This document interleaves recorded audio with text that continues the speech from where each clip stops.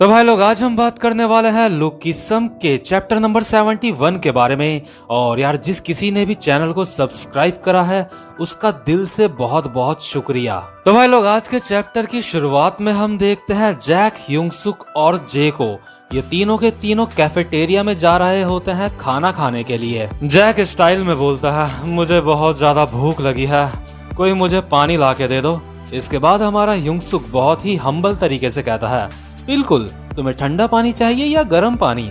इसके बाद जैक कहता है, मुझे ठंडा पानी चाहिए। वैसे आज खाने के मेन्यू में क्या है? इसके बाद हमारा ह्यूंगसुक कहता है, आज खाने में पोर्क है। और हम साथ ही साथ में देखते हैं हमारे जे को, जिसको ये सारी की सारी बातें अच्छी नहीं लग रही होती है, क्योंकि जो जे होता है वो पीछे चल रहा होता है और जैक और ह्यूंगसुक आपस में ही बातें कर रहे होते हैं। और यार जैसे ही ये तीनों कैफेटेरिया में एंटर करते हैं तो अगल बगल के सारे लोग, खासकर लड़कियां, आपस में बातें करने लग जाती हैं। वो तो डैनियल पार्क है, वो सच में बहुत ज्यादा हैंडसम है। हाँ सच में वो तो डैनियल पार्क है। डैनियल एक फेसबुक स्टार है और साथ ही साथ में डैनियल बहुत ज्यादा स्ट्रांग भी है, उसने फाइट में जैक को भी हराया था। तो दूसरी लड़की कहती है, क्या तुम सच कह रही हो? और यार जो ये बातें लोग कर रहे होते हैं ये जैक भी सुन लेता है और जैक को ये सुन के अच्छा नहीं लगता। लोग साथ ही साथ में कह रहे होते हैं, डैनियल के कपड़े भी सच में बहुत ज्यादा अच्छे हैं, डैनियल पे सब कुछ है, उसके पास सब कुछ है। और साथ ही साथ में डैनियल बहुत ज्यादा अमीर भी है। लेकिन इनको क्या पता कि जो डैनियल है वो एक किराए के कमरे में रहता है। वैसे वो चाहे तो अमीर बन सकता है, लेकिन पता नहीं क्यों नहीं बनता, बेवकूफ। लेकिन हम देखते हैं यहाँ पे तीन लड़के बैठे हुए होते हैं जिनकी डैनियल को देख के बहुत ज्यादा सुलग रही होती है। ये आपस में बात कर रहे होते हैं। मुझे इस इंसान को देख के सच में बहुत ज्यादा गुस्सा आता है। क्या सच में ये एक फेसबुक स्टार है? हा। मुझे यकीन है इसकी वो चीज सच में बहुत ज्यादा छोटी होगी। और इस बंदे के वो चीज बोलने से आप समझ ही सकते हो कि इसका मतलब किस चीज से होगा। ये बंदे आपस में बात कर रहे होते हैं। तुम्हें नहीं लगता कि बियोम इससे बहुत ज्यादा बेहतर है? और यहीं पे जो बगल में बंदा बैठा होता है बियोम, वो कहता है, हाँ बिल्कुल, ये कोई बोलने वाली बात थोड़ी है। इसके बाद एक बंदा बियोम को कहता है, बिल्कुल बियोम, तुम बहुत ज्यादा कमाल के हो, आखिरकार तुम एक फिट मॉडल हो। इसके बाद बियोम कहता है, हाँ अगर मैं भी सोशल मीडिया में आ जाऊं तो ये बंदा डैनियल मेरे सामने कुछ भी नहीं है। और यार आपको बता दूं, ये जो बियोम है ये भी एक फ्रेशर है। और यार ये जो बियोम होता है ना, इसकी अंदर ही अंदर डैनियल को देख के सुलग रही होती है। ये अपने मन में सोच रहा होता है, ये डैनियल ये इतना भी ज्यादा सुंदर नहीं है दिखने में, ये कुछ भी नहीं है मेरे सामने। इसको लगता है कि ये बहुत ज्यादा स्पेशल है, लेकिन मैं एक मॉडल हूँ। मैं ओ क्लोथिंग में एक मेन मॉडल का काम करता हूँ। यानी कि यार एक कंपनी है जिसका नाम है ओ क्लोथिंग, मतलब जो कपड़े बेचती है। और वहां पे ये जो बियोम बंदा है ये मेन मॉडल है। तो इसके बाद हम देखते हैं क्लास ओवर हो जाती है, स्कूल की छुट्टी हो जाती है और सारे के सारे स्टूडेंट्स अपनी अपनी बकचोदियां कर रहे होते हैं। तभी हम देखते हैं जो ह्यूंगसुक और जैक होते हैं वो साथ में घर जा रहे होते हैं। लेकिन तभी ह्यूंगसुक और जैक के सामने एक बंदा आता है और ये बंदा ह्यूंगसुक को ऑफर देता है उसके साथ काम करने के लिए। और इसके बाद ह्यूंगसुक कहता है, क्या तुम कहना चाहते हो कि मैं तुम्हारी कंपनी में फिट मॉडल बन जाऊं? और यार आपको बता दूं, फिट मॉडल वो बंदे होते हैं जो किसी कंपनी या शॉप के लिए अपना फोटो शूट करवाते हैं और साथ ही साथ में उन्हें कंपनी में या फिर शॉप में खुद भी मौजूद होना पड़ता होगा। इसके बाद हम देखते हैं ये छोटी हाइट वाला बंदा जो ह्यूंगसुक के सामने खड़ा हुआ होता है, वो उसको अपनी वेबसाइट, अपने बिजनेस का कार्ड देता है और कहता है, मैंने आपको फेसबुक में देखा था और इसलिए मैं आपको ढूंढते ढूंढते यहाँ पे आ गया। मैं चाहता हूँ कि आप मेरी वेबसाइट के लिए आप मेरे मॉडल बन जाओ। ये बंदा ह्यूंगसुक को कहता है, मैंने आपको फेसबुक में भी मैसेज करा था, लेकिन आपने मुझे वहाँ पे कोई भी रिप्लाई नहीं दिया। इसके बाद जो ह्यूंगसुक होता है अपने मन में सोच रहा होता है, हाँ वो शायद इसलिए क्योंकि मैं फेसबुक ज्यादा नहीं चलाता। बल्कि यार जो हमारा ह्यूंगसुक है वो चाहे तो फेसबुक से ही करोड़पति बन सकता है, लेकिन उसके बावजूद भी वो फेसबुक नहीं चलाता, क्योंकि यार उस पे इतना दिमाग मुझे लगता ही नहीं कि उस पे होगा। इसके बाद हम देखते हैं जो जैक होता है उसके अंदर का हरामीपना जागता है और जैक इस बंदे को कहता है जो अपना कार्ड ह्यूंगसुक को दे रहा होता है। जैक इस बंदे को कहता है, हे मिस्टर, मैं तुम्हारी हेल्प कर सकता हूँ, आखिर तुम अपना मॉडल बनने के कितने पैसे दे रहे हो?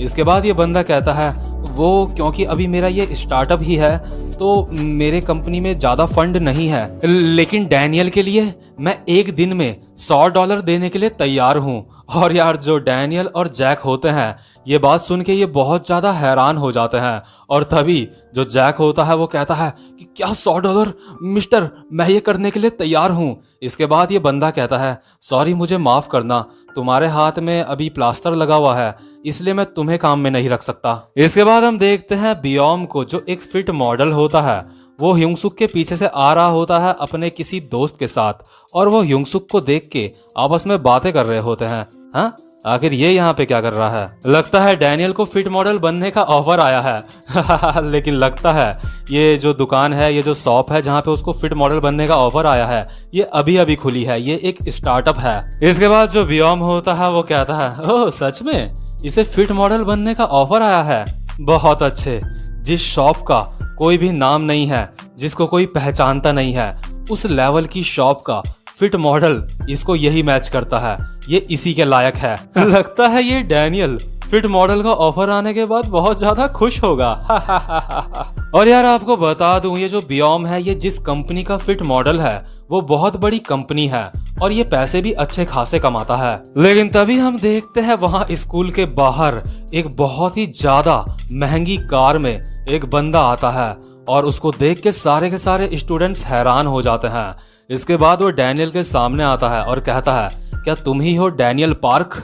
इसके बाद ये बंदा डैनियल को कहता है तुमसे मिलके बहुत अच्छा लगा, ये लो मेरा कार्ड। और यार जो डैनियल होता है वो कार्ड में देखता है ये बंदा ओ क्लोथिंग कंपनी का मालिक होता है। इसके बाद हम देखते हैं बियोम और उसके दोस्त को। बियोम का दोस्त बियोम को कह रहा होता है हे बियोम, ये तो ओ क्लोथिंग कंपनी से है, ये कंपनी तो सच में बहुत ज्यादा फेमस है, ये ऑनलाइन नंबर 1 फेमस कंपनी है और साथ ही साथ इनकी बहुत सारी ऑफलाइन शॉप्स भी हैं। बियोम ये तो वही कंपनी है ना जहाँ पे तुम मॉडल हो? और यार हम देखते हैं जो बियोम होता है उसकी झांटे सुलग के बिल्कुल फायर हो चुकी होती है, क्योंकि ये जो बंदा होता है जिसने डैनियल को अभी ऑफर दिया होता है ये बियोम का ही बॉस होता है। इसके बाद जैक इस बंदे को कहता है हे मिस्टर, क्या तुम्हारे पास भी कोई शॉपिंग मॉल है? अगर ऐसी बात है तो क्या तुम भी $100 ऑफर करने वाले हो हमें? ये बंदा जैक और ह्योंगसुक को कहता है हाँ क्या $100? आखिर तुम्हें कैसे पता कि मैं यही सोच रहा हूँ? मैं $100 देने की ही सोच रहा हूँ। इसके बाद जैक कहता है इससे पहले ये जो बंदा खड़ा है यहाँ पे इसने भी हमें एक दिन के $100 देने का ऑफर दिया था अभी। इसके बाद हम देखते हैं ये जो बंदा होता है जिसने एक दिन का $100 देने का ऑफर दिया होता है वो बहुत ज्यादा उदास लग रहा होता है क्योंकि इसका बिजनेस इतना ज्यादा बड़ा नहीं होता। इसके बाद हम देखते हैं ये जो ओ क्लोथिंग कंपनी का मालिक होता है वो कहता है हाँ तुम क्या बात कर रहे हो? क्या एक दिन का $100? मैं एक दिन के $100 की बात नहीं कर रहा हूँ, मैं कह रहा हूँ कि मैं एक घंटे में तुम्हें $100 दूंगा। और हम देखते हैं जो ह्योंगसुक और जैक होते हैं वो बहुत ज्यादा हैरान हो जाते हैं और जैक अपने मन में बहुत ज्यादा खुश होकर सोचता है यस, क्या एक घंटे का $100? इस हिसाब से 6 घंटे के हुए $600। हे मिस्टर, मैं तैयार हूँ आपके साथ काम करने के लिए। तो जब जैक ये बात इस बंदे को कहता है ये बंदा रिप्लाई करता है सॉरी मुझे माफ करना, तुम्हारे हाथ में अभी प्लास्टर लगा हुआ है तो मैं तुम्हें काम में नहीं रख सकता। और यार वहीं हम दूसरी तरफ देखते हैं जो हमारा डैनियल होता है उसके अब तक होश उड़े हुए होते हैं। वो अपने मन में सोच रहा होता है क्या एक घंटे के $100?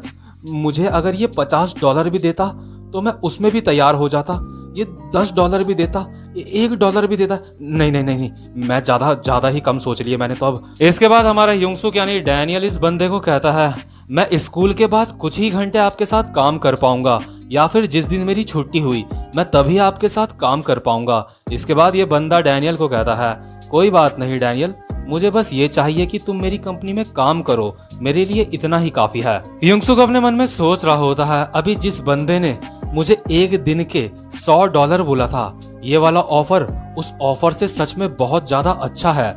इसके बाद ह्योंगसुक इस बंदे को कहता है क्या मैं थोड़ा सा सोच के आपको जवाब दे सकता हूँ? इसके बाद ये बंदा कहता है हाँ डैनियल कोई बात नहीं, तुम अपना पूरा वक्त लो, उसके बाद जब तुम सोच लोगे तो मुझे तुम कांटेक्ट करना उसके बाद। और वहीं हम दूसरी तरफ उस बंदे को देखते हैं जिसने युंगसुक को पहले ऑफर दिया था एक दिन का $100। वो बहुत ज़्यादा उदास होता है क्योंकि यार अब किसी का बिजनेस नहीं चल रहा है, किसी को मॉडल नहीं मिल रहा है, तो उदास तो वो होगा ही। इसके बाद हम देखते हैं बियोम को, जिसकी अभी भी बहुत ज़्यादा सुलगी पड़ी रहती है। तो क्योंकि युंगसुक को 1 घंटे के $100 मिलने वाले होते हैं, तो इसलिए बियोम का जो दोस्त होता है वो बियोम को कहता है, वो बियोम सच में कमाल है, क्या तुम्हें भी इतने सारे पैसे मिलते हैं मॉडल बनने के? तुम सच में कमाल हो। और यार जो बियोम होता है ना, वो गुस्से में अपने मन में सोच रहा होता है, मेरा बॉस वो मुझे बस 1 घंटे के बस $30 देता है। और हम देखते हैं जो जैक होता है वो गुस्से में अपने मन में सोच रहा होता है, शिट, ये प्लास्टर साला अगर ये मेरे हाथ में नहीं होता तो बात ही कुछ और होती। क्या जरूरी है, मुझे ये प्लास्टर पहनना ही पहनना होगा। लेकिन तभी पीछे से मीरा आ रही होती है और वो शांत हो जाता है क्योंकि उसको मीरा के सामने तो प्लास्टर पहनना ही है ताकि मीरा उसे खाना खिला सके। इसके बाद हम देखते हैं सीन शिफ्ट होता है और हम देखते हैं युंगसुक की मदर को, जो युंगसुक के रूम में आई होती है कुछ दिन रहने के लिए। इसके बाद युंगसुक की मदर युंगसुक को कहती है, मोटे वाले युंगसुक को, डैनियल क्या मैं तुम्हें क्रैब सूप बना के दे दूं? क्या तुम्हें क्रैब सूप पसंद है? इसके बाद डैनियल कहता है, हाँ बिल्कुल, मुझे बहुत ज्यादा पसंद है क्रैब सूप। तो जो युंगसुक की मदर होती है वो बाहर सामान लेने जा रही होती है खाने पीने का। इसके बाद वो मोटे वाले युंगसुक को कहती है, डैनियल मैं बाहर जा रही हूँ, क्या तुम मुझे रास्ता बता दोगे, बाहर किस तरफ शॉप्स मिलेंगी मुझे? इसके बाद डैनियल कहता है, हाँ मॉम बिल्कुल, चलिए। और यार क्योंकि जो युंगसुक की मदर होती है अभी वो वहीं रहने आई होती है जहां पे युंगसुक ने एक कमरा लिया होता है रेंट में, तो वहां पे तो दोनों की दोनों बॉडीज होंगी युंगसुक की। तो हम देखते हैं जो युंगसुक की हैंडसम वाली बॉडी होती है वो बगल में ही पड़ी होती है, यानी जो हैंडसम वाला युंगसुक होता है वो सो रहा होता है। तो जो युंगसुक की मदर होती है वो कहती है मोटे वाले युंगसुक को, हे डैनियल क्या हम तुम्हारे दोस्त को भी खाना खाने के लिए उठा दें? इसके बाद युंगसुक कहता है, नहीं नहीं नहीं मदर नहीं, उसको मत उठाना। इसके बाद युंगसुक की मदर कहती है, लेकिन हमें साथ में खाना खाना चाहिए, ये सच में अच्छी बात होती है। इसके बाद युंगसुक कहता है, नहीं मदर नहीं, उसने मुझे कहा था कि उसको कल सुबह बहुत ज्यादा काम है, इसलिए उसको अभी आप सोने दो क्योंकि उसको कल सुबह बहुत ज्यादा काम करना है और अभी उसे नींद की जरूरत है। तभी जो युंगसुक की मदर होती है उनकी नजर पड़ती है हैंडसम वाले युंगसुक के कपड़ों पे। तो युंगसुक की मदर कहती है, हे डैनियल क्या ये सारे कपड़े तुम्हारे दोस्त के हैं? तो युंगसुक कहता है, हाँ ये सारे मेरे दोस्त के हैं। और अपने मन में सोच रहा होता है युंगसुक, ये सारे के सारे कपड़े मुझे जे ने दिए थे। तो जो हैंडसम वाला युंगसुक होता है उस पे इतने सारे कपड़े होते हैं, तो इसलिए जो युंगसुक की मदर होती है वो मोटे वाले युंगसुक को कहती है, और डैनियल तुम्हारा क्या तुम्हारे पास इतने कपड़े नहीं हैं? तो जो मोटा वाला युंगसुक होता है वो कहता है, हाँ जो मैंने कपड़े पहने हैं मेरे पास यही है, और 1-2 जोड़ी कपड़े और होते हैं उसके पास। तो जो युंगसुक होता है वो अपने मन में अभी सोच रहा होता है, वैसे भी मुझे बस अपने स्टोर में जाना होता है और स्टोर से वापस घर जाना होता है, तो इसलिए मेरे पास ज्यादा कपड़े नहीं है, ये बात वो अपने मन में सोच रहा होता है। तो यार देखो, अगर किसी की भी माँ होगी ना, उसके बेटे के पास कपड़े नहीं होंगे तो उसकी माँ को सच में बहुत ज्यादा बुरा लगेगा। तो इसलिए जो हमारा डैनियल होता है उसकी मदर उसको कहती है, चलो डैनियल मैं तुम्हें कुछ कपड़े दिला देती हूँ। इसके बाद जो हमारा युंगसुक होता है वो कहता है, अरे नहीं, लेकिन मुझे कोई जरूरत नहीं है नए कपड़ों की। तो यार वैसे तो मोटे वाले युंगसुक को कपड़ों की कोई जरूरत नहीं होती, लेकिन यार माँ तो माँ होती है। इसके बाद हम देखते हैं सीन शिफ्ट होता है और युंगसुक और उसकी मदर दोनों के दोनों पहुंच जाते हैं एक मार्केट में, और मार्केट में ये दोनों ओ क्लोथिंग की शॉप में ही जा रहे होते हैं। ये शॉप उसी बंदे की होती है जिसने आज सुबह सुबह ही युंगसुक को ऑफर दिया होता है। उसकी शॉप में उसके जो मॉल्स हैं वहां के लिए मॉडल बनने के लिए उसने ऑफर दिया होता है। और यार ये जो शॉप होती है ना, यहाँ पे सच में बहुत ज्यादा महंगे महंगे कपड़े मिलते हैं। इसलिए जो युंगसुक की मदर होती है वो कहती है, डैनियल तुम्हें ये जगह सच में बहुत ज्यादा पसंद है ना? और युंगसुक अपने मन में सोच रहा होता है, ये तो ओ क्लोथिंग है, इनकी तो ऑफलाइन भी बहुत सारी शॉप्स हैं। वो कमाल है, ये कंपनी सच में बहुत ज्यादा फेमस है। मुझे भी अपनी मदर को उनके बर्थडे में कुछ गिफ्ट देना है, इसलिए मुझे यहाँ पे काम करना पड़ेगा क्योंकि इस कंपनी में बहुत अच्छे पैसे दे रहे हैं ये लोग मुझे। तो जैसे ही युंगसुक और उसकी मदर शॉप के अंदर एंटर करते हैं, मोटा वाला युंगसुक देखता है यहाँ शॉप में वही बंदा होता है जो स्कूल में होता है बियोम।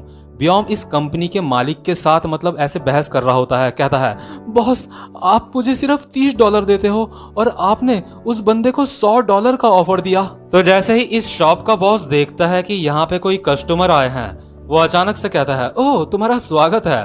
और युंगसुक अभी अपने मन में सोच रहा होता है, ये तो वही बंदा है जो इस कंपनी का बॉस है। क्या ये दोनों यहाँ पे लड़ाई कर रहे हैं? और तभी इसके बाद जो इस कंपनी का बॉस होता है वो युंगसुक और युंगसुक की मदर को देखता है।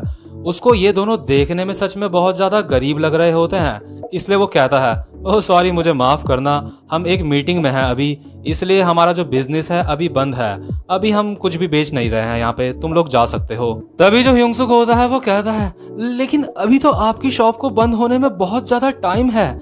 इसके बाद जो इस कंपनी का बॉस होता है वो कहता है, देख हमारे पास ऐसा कोई भी कपड़ा नहीं है जो तुझे फिट आ जाए, और वैसे भी जितने भी यहाँ पे कपड़े हैं वो बहुत ज्यादा महंगे हैं, इसलिए तू ना ही उन्हें खरीदे तो ये ज्यादा सही रहेगा तेरे लिए। तभी जो युंगसुक की मदर होती है वो थोड़ा सा गुस्सा हो जाती है और चिल्लाते हुए कहती है, कौन नहीं खरीद रहा है यहाँ पे कपड़े, मैं यहाँ पे अपने बेटे के लिए कपड़े लेने के लिए आ रखी हूँ। डैनियल बेटा तुम्हें जो भी अच्छा लगे तुम उसको चुन लो। इसके बाद युंगसुक कहता है, ओ ठीक है ओके। इसके बाद जो डैनियल होता है उसको एक शर्ट पसंद आती है और वो उसका प्राइस देखता है, तो उसका प्राइस होता है $166, जो सच में युंगसुक और उसकी मदर के लिए बहुत ज्यादा होता है। तो इसलिए वो दोनों के दोनों खुद ब खुद शॉप से बाहर आ जाते हैं। और बियोम और इस कंपनी का जो मालिक होता है वो अंदर से कह रहे होते हैं गुड बाय।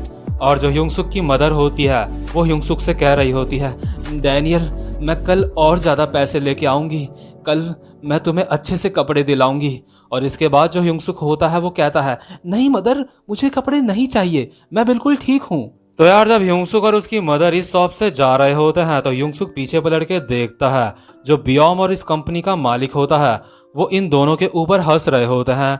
बियोम इशारा करके युंगसुक की मदर की तरफ हंस रहा होता है, और जो युंगसुक होता है वो इनके जो लिप्स होते हैं उनको भी रीड कर लेता है। जैसे ऐसा होता है ना, दूर से कोई कुछ बोल रहा होता है लेकिन मतलब हमें सुनाई नहीं दे रहा होता है, और युंगसुक को साफ साफ समझ में आ जाता है कि ये जो बंदे हैं ये युंगसुक की मदर को भिखारी बोल रहे हैं। और ऑब्वियसली यार ये बात युंगसुक को बिल्कुल भी पसंद नहीं आती। इसके बाद सीन शिफ्ट होता है और हम देखते हैं बहुत ही शानदार एक वैन को, जिसके अंदर से निकलते हैं बियोम और एक लड़की जो एक मॉडल होती है। ये लड़की और बियोम अभी इन दोनों का फोटो शूट हो रहा होता है ओ क्लोथिंग कंपनी के लिए, और लोग आपस में बात कर रहे होते हैं, वो क्या ये लोग सेलिब्रिटी हैं? और जो बियोम होता है वो अपने मन में सोच रहा होता है, हा हा हा हा हा हा, सारे के सारे लोग मुझे देख रहे हैं, भले ही मैं एक सेलिब्रिटी की तरह लगता हूँ सबको, लेकिन सच बात तो ये है कि मैं एक सेलिब्रिटी नहीं हूँ। हा हा हा हा हा हा। सारे के सारे लोग आपस में बात कर रहे होते हैं। इनकी टीम सच में बहुत ज्यादा बड़ी है, इनके पास लोगों की कमी नहीं है, इनके पास स्टाइलिस्ट, फोटोग्राफर और मेकअप आर्टिस्ट किसी की भी कमी नहीं है। और जो बियोम होता है अपने मन में सोच रहा होता है, हमारा मॉल एक बहुत ज्यादा हाई लेवल का मॉल है, और जो मेरी पे है वो $30 से बढ़ के अब $35 हो चुकी है। हा हा हा हा हा हा। इसके बाद हम देखते हैं जो इस कंपनी का मालिक होता है वो यहाँ पे आता है और कहता है, हे लॉन्डो ये लो कॉफी पी लो, ये अभी ठंडी है। और जो बियोम होता है वो अपने मन में सोच रहा होता है, ये साला क्या इसको यहाँ पे हमारे पीछे पीछे आना जरूरी था? ये हमेशा हमारे पीछे आ जाता है ताकि ये हमारे ऊपर हुक्म चला सके अपना, और वैसे भी ये यहाँ पे सिर्फ फीमेल मॉडल्स को देखने के लिए आता है। बियोम अपने मन में सोच रहा होता है, इस फीमेल मॉडल का नाम है जोई होंग, ये सच में बहुत ज्यादा हॉट है और ये मेरे साथ बहुत ज्यादा अच्छी लगती है, ये सच में एक कमाल की मॉडल है और ये बहुत ज्यादा फेमस भी है। तो जो इनका बॉस होता है वो जोए को भी कॉफी देता है, तो जो ये जोए होती है वो कहती है, आपका शुक्रिया बॉस। और इसके बाद ये जो बॉस होता है वो कहता है, अरे कोई बात नहीं, कोई प्रॉब्लम नहीं मिस जोई। बियोम अपने मन में सोच रहा होता है, तो ठीक है, लगता है मुझे आज अपना कमाल दिखाना ही पड़ेगा। सारे के सारे लोग हमारी तरफ इस तरह देख रहे हैं जैसे हम कोई सेलिब्रिटी होंगे। हा हा हा हा हा हा। लेकिन यार जो लोग होते हैं ना, असल में अपने मन में वो ये सोच रहे होते हैं, आखिर इन्होंने इतना हल्ला क्यों मचा के रखा हुआ है? क्या इनको ऐसा लगता है इन्होंने ये सड़क खरीद ली है? और तभी हम अचानक से देखते हैं यहाँ पे एक बहुत ही खटारा सी वैन आती है और बियोम अपने बंदों के साथ बात कर रहा होता है। अरे जरा उसको देखो, कितनी खटारा वैन है। मुझे लगता है ये भी किसी शॉपिंग मॉल की वैन है, लेकिन सच में इन लोगों की हालत बहुत ही ज्यादा खराब लग रही है मुझे। और तभी हम देखते हैं इस वैन से वही बंदा उतरता है जिस बंदे ने युंगसुक को ऑफर दिया होता है एक दिन का $100। और हम देखते हैं इस वैन से जो बंदा उतरा होता है उसने अपने ऊपर बहुत सारा सामान लाद रखा होता है। और बियोम इसको देख के कहता है, हा, क्या इसके मॉल का ड्राइवर भी यही है, सामान उठाने वाला भी यही है, फोटोग्राफर, स्टाइलिस्ट और बाकी के जितने भी टीम मेंबर है ये सब कुछ अकेले ही है। आखिर ये लोग हैं क्या? बियोम का बॉस भी हंसते हुए कहता है, लगता है इनके पास घर भी नहीं है। इसके बाद बियोम कहता है, कसम से अगर मैं होता ना तो इसके शॉपिंग मॉल के लिए फोटो खिंचाना मुझे सच में बहुत ज्यादा अजीब लगता। और तभी हम देखते हैं जो जोए लड़की मॉडल होती है वो आगे की तरफ देख के बहुत ज्यादा हैरान हो रही होती है। तो जो बियोम होता है वो जोए को देख के अपने मन में सोच रहा होता है, आखिर जोए इतना ज्यादा हैरान होके किस तरफ देख रही है। लेकिन तभी हम देखते हैं जो ये खटारा सी वैन होती है इसके अंदर से उतरता है हमारा हैंडसम वाला युंगसुक। और जितनी भी टीम होती है बियोम और उसके बॉस की, सबके सब ये देख के बहुत ज्यादा हैरान हो जाते हैं। सबके होश उड़ जाते हैं युंगसुक को देख के। और यार हम देखते हैं युंगसुक ने बहुत ही मस्त कपड़े पहने हुए होते हैं और वो काफी ज्यादा स्मार्ट लग रहा होता है। इसके बाद युंगसुक इस बंदे को कहता है जिसके साथ वो यहाँ पे आया होता है, हे मिस्टर, क्या मैं आपका सामान उठाने में हेल्प कर दूं? इसके बाद ये बंदा कहता है, अरे नहीं, इसकी कोई जरूरत नहीं है, मैं उठा लूंगा। और यार यहाँ पे अगल बगल जितने भी लोग होते हैं और जो बियोम होता है वो अपने मन में हैरान होकर सोच रहा होता है, डैनियल पार्क। तो यार अब तक तो आप लोग ये समझ ही चुके होंगे जो बियोम और उसका बॉस है, जब उसने युंगसुक की मदर की इंसल्ट करी थी तो उस वक्त युंगसुक को ये बात बिल्कुल भी अच्छी नहीं लगी थी। तो इसलिए उसने ज्यादा पैसे मिलने के बावजूद भी बियोम और उसके बॉस की कंपनी में काम करने का फैसला जो धड़ाधड़ फोटो खिंचवाए जा रहा होता है अपनी। बियोम अपने मन में सोच रहा होता है, सारे के सारे लोग मुझे देख रहे हैं, वो सब लोग मुझे ही देख रहे हैं। मैं जानता हूँ ये लोग मेरे ऊपर पूरी तरह से फिदा हो चुके हैं। इसके बाद जो बियोम होता है वो जोए को देखता है और अपने मन में सोचता है, जोए, क्या जोए भी मुझे ही देख रही है? लेकिन यार तभी बियोम पीछे पलट के देखता है और उसके पीछे हमारा युंगसुक खड़ा होता है। और जितने भी लोग होते हैं ना वो बियोम के पीछे खड़े युंगसुक को देख रहे होते हैं और साथ ही साथ जोए भी बस युंगसुक को ही देखे जा रही होती है। और यार हम देखते हैं जो डैनियल होता है वो कोई पोज भी नहीं दे रहा होता है, उसके बावजूद भी लोग बस डैनियल को ही देखे जा रहे होते हैं। इसके बाद जो डैनियल के साथ बंदा होता है वो डैनियल को कहता है, बहुत बढ़िया डैनियल, तुम सच में अच्छे लग रहे हो। इसके बाद हमारा डैनियल कहता है, तुम्हारा बहुत बहुत शुक्रिया, मुझे ये सुन के बहुत अच्छा लगा। इसके बाद डैनियल के साथ वाला बंदा कहता है, मुझे माफ करना डैनियल, तुम्हारे पास वो सपोर्ट नहीं है जो बाकी के फिट मॉडल्स के पास होता है। इसके बाद हमारा डैनियल बहुत ही प्यार से कहता है, अरे नहीं, आप इस बात की चिंता मत करो, मैं जानता हूँ आप सच में बहुत ज्यादा बिजी रहते हो, आप गाड़ी भी चलाते हो, आप फोटोग्राफर का काम भी करते हो, आपको सच में बहुत सारे काम होते हैं, आप बिल्कुल भी चिंता मत करो।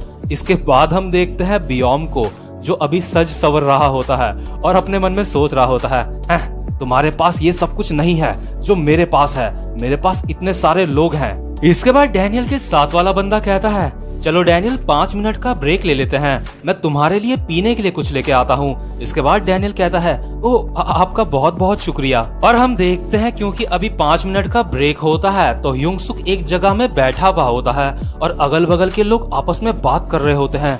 वो जरा उस बंदे को देखो, क्या वो एक मॉडल है? क्या हमें उससे जाके बात करनी चाहिए? लेकिन तभी हम अचानक से देखते हैं जो ओ क्लोथिंग कंपनी का मालिक होता है वो डैनियल के पास आता है और कहता है, डैनियल, मैं सच में बहुत ज्यादा निराश हूँ, मुझे लगा था कि तुम मुझे कॉल करोगे बिजनेस के लिए। क्या 1 घंटे में $100 तुम्हारे लिए काफी नहीं थे? आखिर जहाँ पे तुम अभी काम कर रहे हो वो लोग तुम्हें कितने पैसे दे रहे हैं? डैनियल अपने मन में सोच रहा होता है, ये तो ओ क्लोथिंग कंपनी का बॉस है। इसके बाद ये जो ओ क्लोथिंग कंपनी का बॉस होता है वो कहता है, मुझे माफ करना, कहीं ऐसा तो नहीं है कि मैंने तुम्हें बहुत कम पैसों का ऑफर दिया था? अच्छा तो फिर कैसा रहेगा कि मैं तुम्हें 1 घंटे के $150 दूं? अच्छा छोड़ो, कैसा रहेगा मैं तुम्हें 1 घंटे के $200 दूं? देखो डैनियल, जो भी हो, जहां तुम अभी काम कर रहे हो मैं तुम्हें उनसे तो ज्यादा ही पैसे दूंगा। और वहीं दूसरी तरफ हम देखते हैं बियॉम को, जिसकी झांटे सुलग के बिल्कुल फायर हो रखी होती हैं। वो अपने मन में सोच रहा होता है, बॉस मुझे तुम सिर्फ $35 देते हो 1 घंटे के। इसके बाद बियॉम का बॉस युंगसुक को कहता है, ऐसा लगता है जिस कंपनी में अभी तुम काम करते हो वो बहुत ज्यादा छोटी कंपनी है और उनके पास ज्यादा सुख सुविधाएं भी नहीं है। कैसा रहेगा कि जो हमारी कंपनी है तुम वहां आ जाओ, हमारे पास काफी ज्यादा कंफर्टेबल चीजें हैं, काफी ज्यादा कंफर्टेबल सुविधाएं हैं। मुझे लगता है जिस बंदे के लिए तुम अभी काम कर रहे हो उसने तुम्हें काफी ज्यादा अच्छा ऑफर दिया होगा, इसलिए तुम उसके लिए अभी काम कर रहे हो। लेकिन तब क्या होगा जब उसकी कंपनी बंद हो जाएगी, तब तुम्हारी जॉब भी खत्म हो जाएगी युंगसुक। इसके बाद जो हमारा युंगसुक होता है उसको याद आता है कि बियॉम और उसके बॉस ने उसकी मदर की किस तरह से इंसल्ट करी थी। और हम देखते हैं पीछे से जो युंगसुक के साथ वाला बंदा होता है, कंपनी वाला, वो भी आ जाता है और वो अपने मन में सोच रहा होता है, ये तो ओ क्लोथिंग का बॉस है। ये जो युंगसुक के साथ वाला बंदा होता है वो थोड़ा सा नर्वस हो जाता है, क्योंकि उसको पता होता है कि ओ क्लोथिंग का जो ये बंदा है वो युंगसुक को ज्यादा पैसों का ऑफर दे सकता है, और क्या पता युंगसुक फिर इसका काम छोड़ के उस कंपनी में चला जाए। लेकिन तभी इसके बाद युंगसुक कहता है, तुम्हारे ऑफर के लिए तुम्हारा बहुत बहुत शुक्रिया, लेकिन मुझे ऐसा लगता है कि तुम्हारी कंपनी से ज्यादा अच्छे कपड़े हमारी कंपनी में मिलते हैं। मैं चाहता हूं मैं जिस कंपनी में अभी हूं मैं बस उसी कंपनी के कपड़े पहनूं। इसके बाद जो बियॉम का बॉस होता है वो जाते हुए कहता है, सच में? तो ठीक है फिर, लेकिन कल के दिन जब तुम्हारी ये कंपनी बंद हो जाएगी तो उस समय तुम मुझे कॉल जरूर करना। और अपने मन में ये सोच रहा होता है, ये साला। और यार डैनियल के मुंह से ये बातें सुन के ना, डैनियल का जो बॉस होता है वो मन ही मन में बहुत ज्यादा खुश होता है। उसको सच में बहुत ज्यादा शांति मिल रही होती है अंदर से। इसके बाद वो डैनियल को कहता है, ये लो डैनियल, तुम ड्रिंक पी लो। इसके बाद डैनियल कहता है, ओह तुम्हारा बहुत बहुत शुक्रिया। और वहीं दूसरी तरफ हम देखते हैं बियॉम और जोए को, जो अभी अपनी मॉडलिंग कर रहे होते हैं, फोटो शूट करवा रहे होते हैं। लेकिन जो हमारा बियॉम होता है वो अपने मन में सोच रहा होता है युंगसुक को देख के, ये साला सबके सामने बहुत ज्यादा स्टाइल दिखा रहा है। लेकिन यार गौर करने वाली बात तो यह है, जो हमारा युंगसुक होता है वो बस खड़ा होता है। उसने अब तक ऐसा कोई भी काम नहीं करा होता है जिससे कोई ये कह सके कि ये स्टाइल दिखा रहा है। अब कोई मतलब खड़ा खड़ा ही स्टाइलिश लग रहा है तो इसमें उस बंदे की तो कोई गलती नहीं होती। हम देखते हैं जो युंगसुक होता है वो बियॉम की तरफ देख रहा होता है और अपने मन में सोच रहा होता है, आखिर मैं किस तरह का पोज दूं? मुझे इन लोगों को देख के सीखना होगा, जैसे ये पोज दे रहे हैं मैं भी बिल्कुल वैसे ही पोज दे दूंगा। और बियॉम अपने मन में सोच रहा होता है, आखिर ये साला मेरी तरफ क्यों देख रहा है? ये साला जोए के साथ भी फ्लर्ट कर रहा है। और जो जोए होती है ना, वो लगातार युंगसुक को देख रही होती है और अपने मन में सोच रही होती है, वो डैनियल वो मेरी तरफ देख रहा है। इसके बाद जो बियॉम होता है वो गुस्से में अपने मन में कहता है, मुझे इन सबको दिखाना पड़ेगा अपनी पावर। और इसके बाद जो बियॉम होता है वो तरह तरह के बहुत सारे पोज देने लगता है। और उन सारे पोजेस को देख के डैनियल अपने मन में सोच रहा होता है, क्या सच में मुझे भी इसी तरह से पोज करना पड़ेगा? ये सच में बहुत ज्यादा अजीब है। और तभी जो हमारा युंगसुक होता है वो सारे पोजेस देख के वैसा ही एक पोज बनाता है। और इसके बाद जितने भी लोग वहां पे खड़े होते हैं ना, सबके सब बहुत ज्यादा हैरान हो जाते हैं। उन सबको ऐसा लग रहा होता है जैसे उनका दिमाग ब्लास्ट हो चुका है। उनको इतना पसंद आता है युंगसुक का ये पोज। और यार लिटरली जो इन लोगों के दिमाग के अंदर ब्लास्ट हुआ होता है ना, वो हमें यहाँ पे इमेजेस में दिखा रखा है। और यार जो अगल बगल वाले बंदे होते हैं वो सारे आपस में बातें कर रहे होते हैं। लोग, मैं उसे जानती हूँ, वो तो एक फेसबुक स्टार है। और बाकी के बंदे कह रहे होते हैं, वो सच में काफी ज्यादा हैंडसम है, वो ऐसा लगता है जैसे वो एक मॉडल है। और हम देखते हैं अगल बगल के लोग युंगसुक के पास आ रहे होते हैं और युंगसुक को कह रहे होते हैं, प्लीज मेरे साथ एक सेल्फी क्लिक कर लो, तुम सच में बहुत ज्यादा कमाल के हो, मैंने तुम्हें फेसबुक में देखा था। और साथ ही साथ में जो बियॉम होता है उसकी यार मतलब बहुत हालत खराब हो चुकी होती है। युंगसुक को देख के वो बहुत ज्यादा जल रहा होता है और अपने मन में सोच रहा होता है, वो तो मेरी जगह है, लोगों को मेरे साथ पिक्स क्लिक करवानी चाहिए थी। लेकिन तभी हम देखते हैं जो फीमेल मॉडल जोए होती है वो युंगसुक के पास आती है और वो कहती है तुम तो डैनियल पार्क हो, है ना? हो सकता है कि तुम मुझे नहीं जानते हो, लेकिन हम फेसबुक में फ्रेंड्स हैं। मैंने तुम्हें फेसबुक में फॉलो करा है। वो दरअसल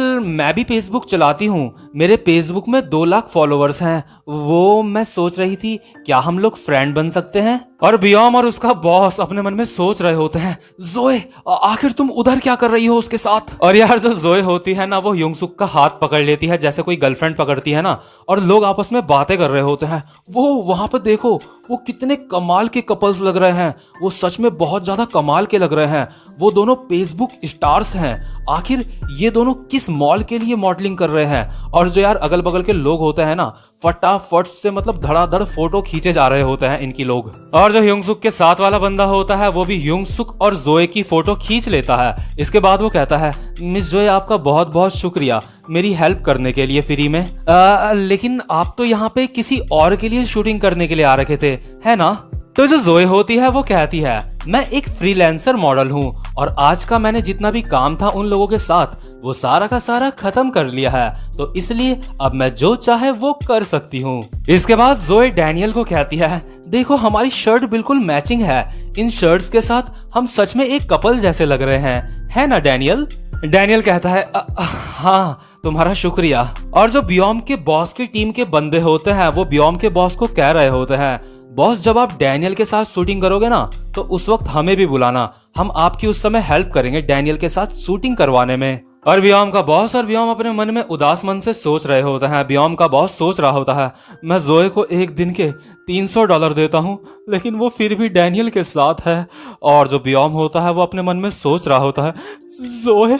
तो जो डैनियल का साथ वाला बंदा होता है वो जोए को फोटो खिंचवाने के लिए थैंक्स कह रहा होता है। तो इसके बाद जो जोए होती है वो उस बंदे को कहती है, अरे कैसा रहेगा थैंक्स की जगह तुम डैनियल और मुझे साथ में किसी रेस्टोरेंट में खाना खिलाओ। इसके बाद ये बंदा कहता है, ओह बिल्कुल बिल्कुल, चलो हम चलते हैं किसी रेस्टोरेंट में। और जो बियोम होता है वो बहुत ही गुस्से में और उदासी भरे मन से अपने मन में सोच रहा होता है, डैनियल पार्क तुमने मुझसे मेरी लड़की छीन ली है, मैं तुम्हें कभी भी माफ नहीं करूंगा डैनियल। इसके बाद जो डैनियल और उसके साथ वाला बंदा और जोए तीनों एक रेस्टोरेंट में जाते हैं और वहां पे खाना खा रहे होते हैं।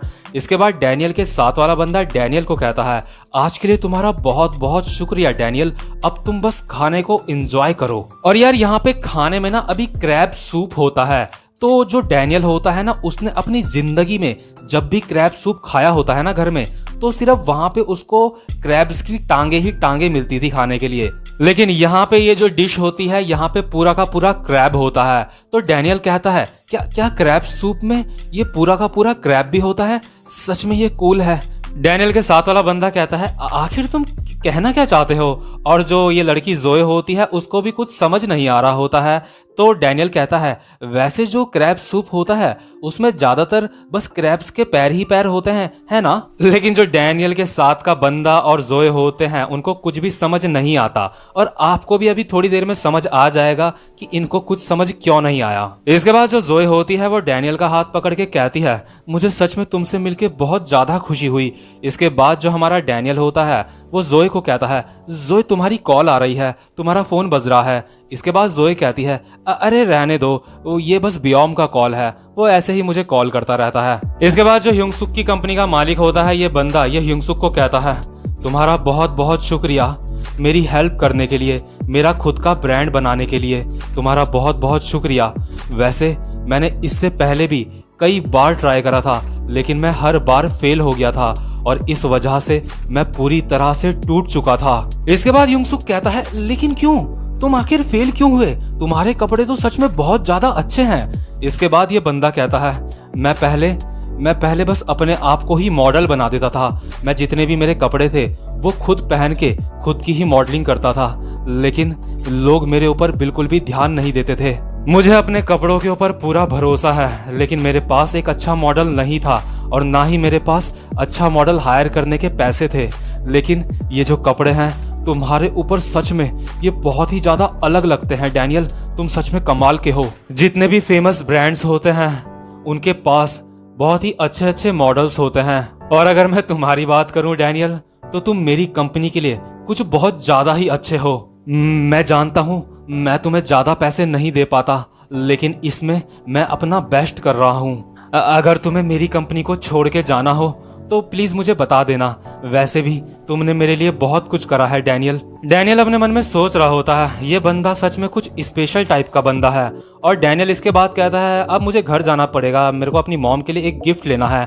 इसके बाद ये बंदा कहता है ओ ठीक है डैनियल, अब हम ब्रेक ले लेते हैं, हम कांटेक्ट में रहेंगे, हम एक दूसरे से बात करते रहेंगे, ठीक है डैनियल। डैनियल अपने मन में सोच रहा होता है अगर इस बंदे की जगह मैं होता ना, अगर मेरे को इतनी ज्यादा हार का सामना करना पड़ता तो कसम से मैं तो मतलब पूरी तरह से टूट ही जाता। लेकिन ये बंदा, इस बंदे ने हार नहीं मानी। तो इसके बाद सीन शिफ्ट होता है और ह्योंग-सुक पैसे गिन रहा होता है जो उसको मॉडल का काम करके मिले होते हैं। ह्योंग-सुक अपने मन में सोच रहा होता है अगर मैं जब स्टोर में काम करता था तो मुझे कई कई दिन लग जाते थे इतना पैसा कमाने में, लेकिन मेरी इस बॉडी के साथ मैंने इतने सारे पैसे बस कुछ ही घंटों में कमा लिए। मुझे यकीन नहीं होता मैंने इस बॉडी में इतनी जल्दी इतने सारे पैसे कमा लिए। सच में मेरी पुरानी बॉडी के लिए ऐसा करना बहुत ज्यादा मुश्किल है। आखिर अब मुझे इन सारे पैसों का अपनी मदर के लिए क्या गिफ्ट लेना चाहिए। मुझे नहीं पता था कि मैं इस तरह से भी पैसे कमा सकता हूँ। सच में ये बहुत ज्यादा नाइंसाफी है मेरे पुराने वाले शरीर के साथ। लेकिन तभी जो ह्योंग-सुक होता है वो देखता है बगल की शॉप में एक आदमी एक औरत को डांट सा रहा होता है। वो कह रहा होता है मैं सिर्फ तुम्हें तुम्हारी दुआओं के बदले ये सारी चीजें फ्री में नहीं दे सकता। क्रैब्स इतने भी ज्यादा महंगे नहीं होते जो तुम उनकी जमीन में पड़ी हुई टांगे उठा रही हो। तुम चुपचाप से कोई सस्ता सा क्रैब खरीद लो। और यार हम देखते हैं ये जो औरत होती है ना, ये ह्योंग-सुक की मदर होती है। ह्योंग-सुक की मदर शॉपकीपर को कह रही होती है लेकिन क्या आप मुझे ये जो क्रैब्स के लेग्स हैं ये ऐसे ही नहीं दे सकते, क्योंकि वैसे भी आप तो इन क्रैब्स के लेग्स को फेंक ही दोगे कूड़े में, है ना। इसके बाद जो शॉपकीपर होता है वो इरिटेट होके कहता है खैर जो भी हो, हाँ ले जाओ तुम इनको, मैं सच में तुम्हारे जैसे इंसान से आज तक नहीं मिला। ह्योंग-सुक की मदर शॉपकीपर को कहती है आपका बहुत बहुत शुक्रिया।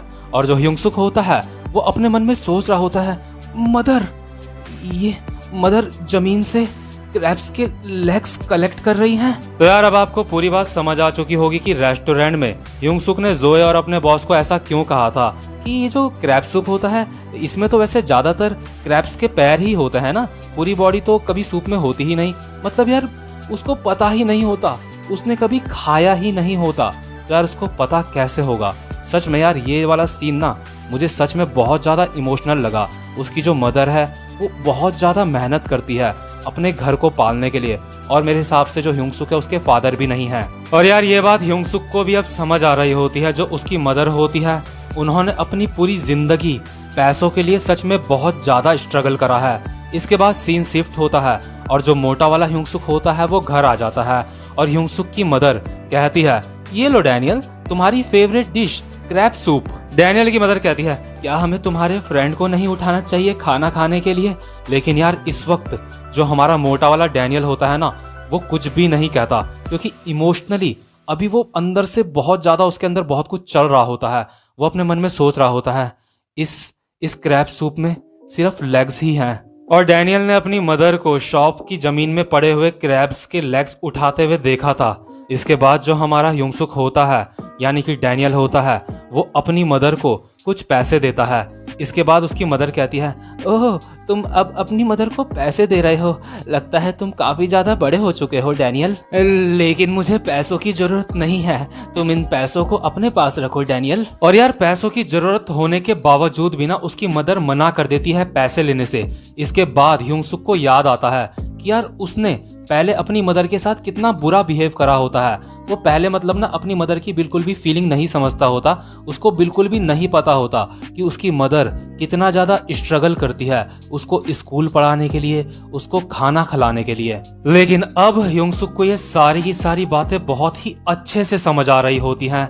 इसके बाद जो ह्योंग-सुक होता है वो ये क्रैब सूप टेस्ट करता है और कहता है मदर ये सच में बहुत अच्छा हो रहा है। इसके बाद उसकी मदर कहती है हाँ वो तो अच्छा होगा ही बेटा, आखिर वो बनाया किसने है ना। और यार अब तक जितना भी ह्योंग-सुक की मदर ने उसके लिए करा होता है ना उसे सब कुछ समझ आ चुका होता है। तो जो ह्योंग-सुक होता है वो क्रैब सूप पीते पीते कहता है मदर सच में ये बहुत ज्यादा अच्छा है, और ह्योंग-सुक की मदर कहती है, लेकिन डैनियल बेटा तुम रो क्यों रहे हो, बेटा तुम रो क्यों रहे हो डैनियल, आखिर बात क्या है डैनियल। और यार अब जाके जो हमारा डैनियल होता है ना वो थोड़ा सा सीरियस होता है। वो अपने मन में सोचता है मैं अब इस तरीके से नहीं जी सकता, मुझे बहुत सारे पैसे कमाने पड़ेंगे अपनी मदर के लिए। मैं अपनी इस हैंडसम वाली बॉडी की जो पोटेंशियल है, जो ये कर सकती है, उसको पूरी तरह से बर्बाद कर रहा हूं। लेकिन अब मैं सच में इस बॉडी की मदद से असली के पैसे कमाऊंगा। मैं अब कुछ भी करूंगा पैसे कमाने के लिए। और इसके बाद पीछे से ह्योंग-सुक की वॉइस ओवर आ रही होती है, और उस दिन मैंने अपनी लाइफ में एक डिसीजन लिया और इस डिसीजन का पछतावा मुझे अपनी पूरी जिंदगी भर रहेगा। मतलब कि यार यहाँ से ना अब आगे असली गेम शुरू होने वाला है। अब लुकी सम बहुत ज्यादा इंटरेस्टिंग होने वाला है। ह्योंग-सुक ने अपनी वॉइस ओवर में अभी ये कहा कि मुझे इस बात का बहुत ज्यादा अफसोस रहेगा पूरी जिंदगी भर, मतलब आगे जरूर कुछ ना कुछ तो खतरनाक हुआ ही है। तो भाई लोग आज का एपिसोड यहीं पे खत्म होता है। उम्मीद करता हूँ कि आप सबको ये पसंद आया होगा। और यार साथ ही साथ मेरा जो दूसरा चैनल है मैं आप सबसे रिक्वेस्ट करता हूँ कि उसको भी आप सब्सक्राइब करें और मुझे सपोर्ट करें। तो भाई लोग बहुत बहुत शुक्रिया इस वीडियो को अब तक देखने के लिए। और भाई लोग अब मैं आपसे मिलूंगा अपनी नेक्स्ट वीडियो में, तब तक के लिए गुड बाय।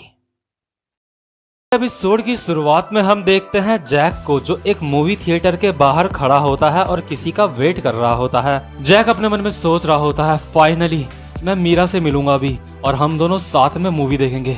फाइनली ये वाली मूवी आखिरकार रिलीज हो ही गई। और यार ये जो मूवी होती है ना इसका नाम होता है रॉकी 17 और ये रिलीज हो रही होती है पूरे 10 साल बाद। जैक अपने मन में सोच रहा होता है मुझे यकीन है मीरा को ये मूवी बहुत ज्यादा पसंद आएगी।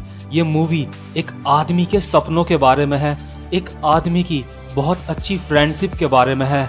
और तभी हम देखते हैं यहाँ पे मीरा पहुंच जाती है और मीरा जैक को कहती है जैक तुम यहाँ पे काफी ज्यादा जल्दी आ गए हो। जैक अपने मन में सोच रहा होता है वो यहाँ पे आ गई, सच में मीरा बहुत ज्यादा सुंदर लग रही है। मीरा जैक को कहती है तो जैक तुमने डिसाइड करा कि हम कौन सी मूवी देख रहे हैं। जैक मीरा को कहता है नहीं मैंने अब तक डिसाइड नहीं करा है, चलो साथ में मिलकर डिसाइड करते हैं कि आखिर हमें कौन सी मूवी देखनी चाहिए। लेकिन यार सच बात तो ये होती है कि जैक ने रॉकी 17 मूवी के 2 टिकट पहले से ही बुक कर लिए होते हैं और जैक को पूरा यकीन होता है कि मीरा भी यही वाली मूवी चूज करेगी देखने के लिए। और जब जैक उसको बताएगा कि उसने पहले से ही 2 टिकट बुक कर रखे हैं तो मीरा को सच में बहुत ज्यादा अच्छा लगेगा। लेकिन यार तभी जो मीरा होती है ना वो एक दूसरी ही मूवी चूज कर लेती है जिसका नाम होता है सन डिस्केंडेंट, ऐसी कुछ नाम होता है, माफ करना अगर गलत बोल रहा हूँ तो यार यहाँ पे जैक की अब पूरी तरह से झंड कट चुकी होती है। और इसके बाद हम सीधा डायरेक्ट देखते हैं जैक और मीरा दोनों के दोनों वही मूवी देख रहे होते हैं जो मीरा ने चूज करी होती है। और यार यहाँ पे इस मूवी के कुछ डायलॉग बता रखे हैं। देखो मैं सारे डायलॉग तो नहीं बताऊंगा लेकिन एक डायलॉग मुझे सच में पर्सनली बहुत ज्यादा अच्छा लगा, तो तुम वो सुनो। जो मूवी का हीरो होता है वो कहता है क्या मेरी यूनिफॉर्म, असल में मैं एक फौजी भी हूँ, मैं एक पुलिस वाला भी हूँ, मैं एक डॉक्टर भी हूँ और मैं एक वकील भी हूँ। मुझे टाइक्वांडो भी आता है और मुझे जूडो भी आता है। और यार मेरी नजर में तो पूरी दुनिया में ना सिर्फ एक ही ऐसा बंदा है जिसको इतनी सारी चीजें आती हैं, जो डॉक्टर, वकील, फौजी, पुलिस वाला, ये सारी चीजें एक साथ हो सकता है एक बंदा। तो अगर आप भी समझ चुके हो कि ऐसा कौन बंदा हो सकता है जो एक साथ इतनी सारी चीजें हो सकता है, तो कमेंट बॉक्स में मुझे लिख के जरूर बताना। और अगर आपको नहीं पता ना तो मुबारक हो, आप बहुत ज्यादा शरीफ हो। इसके बाद जैक अपने मन में सोच रहा होता है सॉरी रॉकी, मुझे तुम्हारी जगह ये वाली मूवी देखनी पड़ रही है, बाय बाय मेरे हीरो, अब मुझे तुम्हारी मूवी आराम से डीवीडी में देखनी पड़ेगी घर में। और यार जब इसके बाद मूवी खत्म हो जाती है, जो मीरा होती है वो जैक को बोलती है सच में मूवी का हीरो बहुत ज्यादा कमाल का था। इसके बाद मीरा मूवी के हीरो की बहुत सारी खासियत गिनवाती है और कहती है क्या इस दुनिया में ऐसे हीरो, ऐसे इंसान सच में मौजूद होंगे, ऐसे लड़के क्या सच में होते होंगे। और यार जैक के अंदर ना एक भी खूबी नहीं होती उस हीरो वाली। जैक मीरा को कहता है हाँ मीरा बिल्कुल ऐसे बंदे जरूर होंगे दुनिया में, लेकिन अपने मन में सोच रहा होता है वो मूवी वाला बंदा मेरे से बिल्कुल अपोजिट था। लेकिन तभी हम देखते हैं अचानक से दूर से हमें आवाज आती है, एक बंदा कहता है अरे ये तो मीरा है ना। हम देखते हैं जैक और मीरा के सामने दो बंदे आते हैं जिनमें से एक बहुत मोटा होता है। तो जो पतला वाला बंदा होता है वो मीरा को कहता है, अरे ये तो तुम हो। हाय मीरा, तुम कैसी हो? तुमसे मिलके अच्छा लगा। मैंने काफी दिनों से तुम्हें चर्च में नहीं देखा।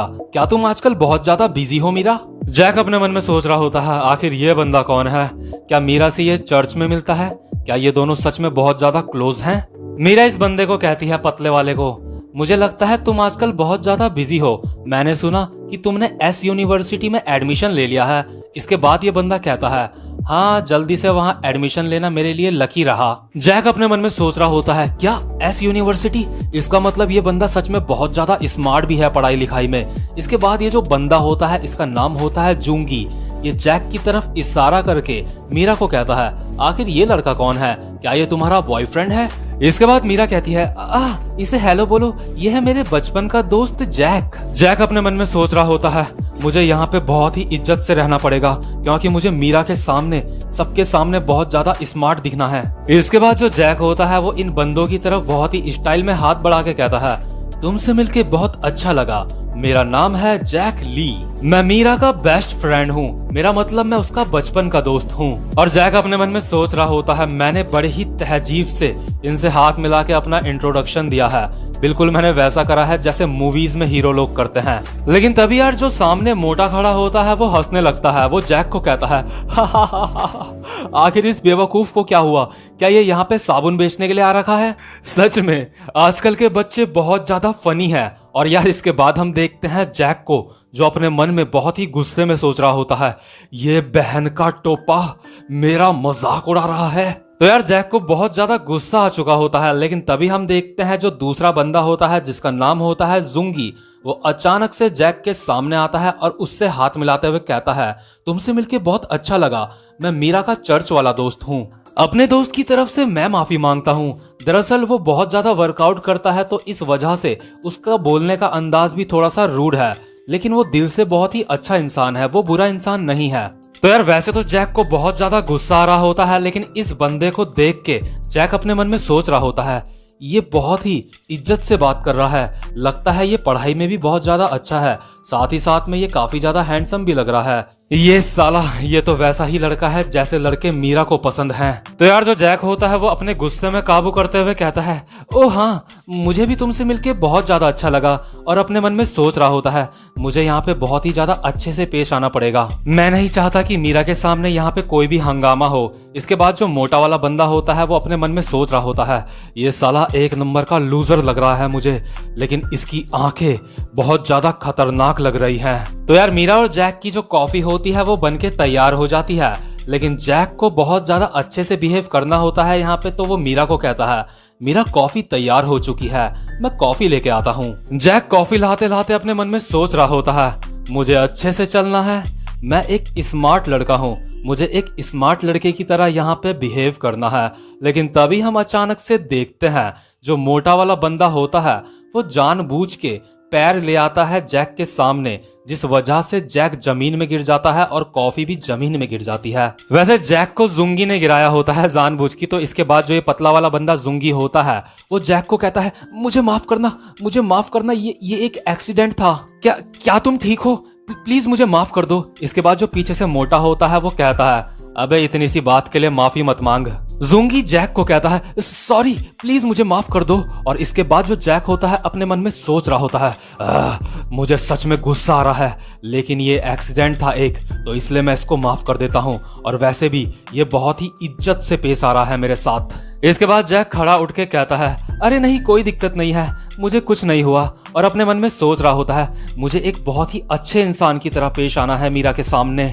और यार मीरा को इम्प्रेस करने के लिए ना जो कॉफी जमीन में गिरी होती है जैक उसको भी साफ करने लगता है। और अपने मन में सोच रहा होता है कि कहीं इसके ऊपर किसी का पैर ना पड़ जाए। और मीरा भी यार ये बात नोटिस कर ही लेगी, जैक ऐसा सोच रहा होता है। और यार मीरा जैक का ये बिहेवियर देख के ना थोड़ा सा हैरान हो रही होती है।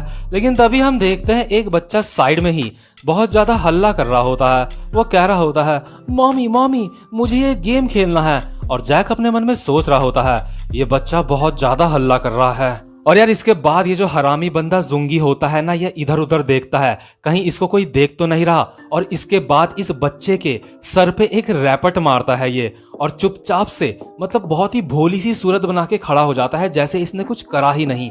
और जैक ये देख के बहुत ज्यादा हैरान हो जाता है क्योंकि जैक ने ये बिल्कुल भी एक्सपेक्ट नहीं करा था कि ये बंदा ऐसा कुछ कर देगा। तो इसके बाद जो ये बच्चा होता है ये चिल्लाता है और अपनी मदर को आवाज मारता है। इसकी मदर अपने बच्चे को कहती है, आखिर बात क्या है, तुम क्यों रो रहे हो? इसके बाद ये बच्चा कहता है, मुझे उस इंसान ने मारा। तो यार ये बच्चा जैक और जूंगी की तरफ इशारा कर रहा होता है, लेकिन देखा तो इस बच्चे ने भी नहीं होता है कि इसको किसने मारा। लेकिन ये बच्चा देखता है जो जूंगी होता है वो बहुत ही प्यारा सा फेस बना के खड़ा होता है, और जैक मतलब उसने थोड़ा सा अजीब सा फेस बनाया होता है। तो बच्चे को लगता है जरूर इसी ने मुझे मारा होगा, तो वो जैक की तरफ इशारा करता है कि इसने मुझे मारा। तो जो इस बच्चे की मदर होती है वो जैक को कहती है, हे तुमने मेरे बच्चे को क्यों मारा? इसके बाद जैक कहता है, नहीं मैंने उसे नहीं मारा। इस बच्चे की मदर कहती है, एक बच्चे को मारने वाले तो तुम पहले से ही लग रहे थे, और साथ ही साथ में तुम एक झूठे इंसान भी हो। इसके बाद जो जूंगी हरामी होता है ना, वो इस बच्चे के पास जाता है और कहता है, बेटा क्या तुम्हें दर्द हुआ काफी ज्यादा? इसके बाद बच्चा कहता है, हाँ। और यार अगल बगल के लोग बात कर रहे होते हैं, वो जेंटलमैन सच में कितना ज्यादा अच्छा इंसान है। और जैक अपने मन में सोच रहा होता है, ये साला, अबे बच्चे इसी ने तो तुझे मारा है। जैक अपने मन में सोच रहा होता है, नहीं मीरा, मैंने ये नहीं करा। और इसके बाद सीन शिफ्ट होता है और हम डायरेक्ट देखते हैं जो जैक होता है वो अभी वॉशरूम में होता है, और जैक का गाल भी मोटा हुआ रहता है। जो बच्चा होता है उसकी मदर ने जैक के गाल में खिंचा के एक रैपट भी मारा होता है, जो हमें दिखाया नहीं होता है कि कैसे मारा। जैक गुस्से में अपने मन में कह रहा होता है, उस साले ने मुझे जानबूझ के फंसाया, सच में ये उसने जानबूझ के मेरे साथ करा। और यार इसके बाद जो जैक होता है वो बगल वाले वॉशरूम से आवाज सुनता है। उस बगल वाले वॉशरूम में वही मोटा और जूंगी ये दोनों बंदे आपस में बात कर रहे होते हैं। वो लड़का, तुम्हें नहीं लगता वो एक नंबर का लूजर है? और मीरा, उसके लिए मीरा सच में बहुत ही ज्यादा अच्छी लड़की हो गई, उसके साथ बिल्कुल भी सूट नहीं करती मीरा। ये दोनों के दोनों बंदे सिगरेट पीते हुए बोल रहे होते हैं, अरे तुमने देखा वो किस तरह से बोल रहा था, वो सच में एक नंबर का बेवकूफ है। गधा कहीं का, वो जो उसके हाथ में प्लास्टर है उनके साथ वो और ज्यादा बेवकूफ लग रहा है। और यार जैक ये सब कुछ सुन रहा होता है और अपने मन में बोल रहा होता है, ये साले बहन के टोपे कुछ ज्यादा ही बोल रहे हैं अब। इसके बाद जैक को याद आता है जो मीरा होती है ना, उसने जो मूवी में बंदा देखा था उसके पास सच में बहुत ज्यादा मैनर्स थे, वो बहुत ही ज्यादा तमीजदार बंदा था, बहुत ही अच्छा इंसान था।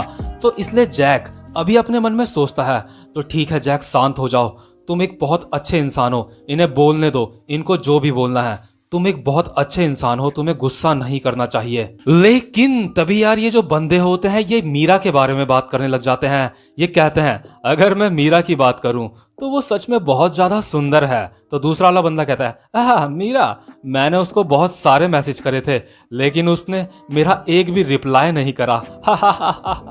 उसने मेरा रिप्लाई नहीं दिया, और यहाँ पे वो उस थकेले इंसान के साथ आ रखी है। सच में कितनी बेशरम लड़की है। लेकिन यार आपको बता दूं, इन्होंने बेशरम शब्द नहीं बोला, इन्होंने असल में एक गाली दी है जो कि मैं अपनी वीडियो में यूज नहीं कर सकता। इसके बाद जूंगी कहता है, अगर मैं उसके साथ थोड़ा सा फ्लर्ट करूंगा तो वो मुझसे आसानी से पट जाएगी। और यार कोई मीरा के बारे में इतना गलत गलत बोले तो इसके बाद आप तो अंदाजा लगा ही सकते हो कि क्या होगा। जो हमारा जैक होता है उसको बहुत ज्यादा गुस्सा आ जाता है। वो जो उसके हाथ में प्लास्टर होता है ना, वो वॉशरूम की दीवार में उस प्लास्टर को दे मारता है, जिस वजह से वो प्लास्टर पूरा का पूरा टूट जाता है। और इसके बाद वो अंदर इन दोनों को आवाज लगाता है और कहता है, ओए। और जैसे ही ये दोनों बंदे दरवाजा खोलते हैं, ये देखते हैं दरवाजे के बाहर जैक खड़ा हो रखा है, जो कि अभी बहुत ज्यादा गुस्से में है, और उसके हाथ में जो प्लास्टर था वो भी टूट चुका है पूरी तरह से। तो भाई लोग ये वाला चैप्टर यहीं पे गुस्से में उन्हें बाहर से आवाज लगाता है, और जैक गुस्से में अपना जो प्लास्टर होता है वो भी दीवार पे मार के तोड़ देता है। इसके बाद जो ये बंदा जूंगी और उसका दोस्त होते हैं वो वॉशरूम का डोर ओपन करते हैं और वो देखते हैं बाहर जैक खड़ा हो रखा है। इसके बाद जूंगी कहता है, तूने तो मुझे डरा ही दिया था। और दूसरा वाला बंदा हंस रहा होता है जैक के ऊपर। जूंगी कहता है, जो मेरा ये दोस्त है ये जूडो में बहुत ज्यादा खतरनाक है, मुझे लगता है हमें तेरे ये स्टाइल दिखाने का जवाब देना ही पड़ेगा तुझे। जुंगी का दोस्त कहता है हा हा हा हा, जिस तरह से ये हमसे चिढ़ रहा है सच में ये बहुत ज्यादा क्यूट है। जैक कहता है बकवास बंद कर और मेरा सामना कर, मैं तुम दोनों के गंदे मुंह तोड़ दूंगा।